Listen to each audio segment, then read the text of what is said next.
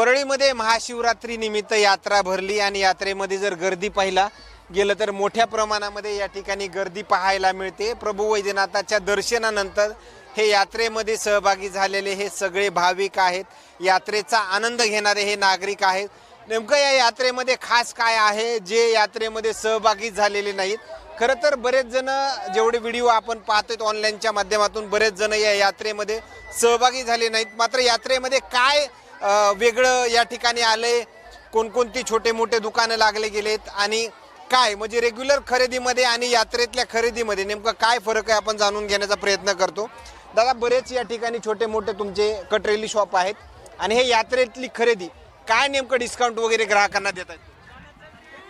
ये 50 का 100 का सेल लगे वाला है ऑफर में। सेल ज़्यादा होता है, 50-100 का सेल है।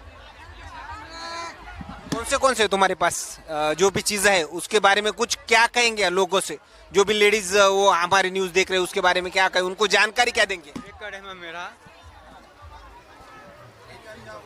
क्या क्या अलग अलग क्या क्या है? वैरायटी लगे वाली और हमारे भाई के पास आओ बोल देते उन्होंने सब।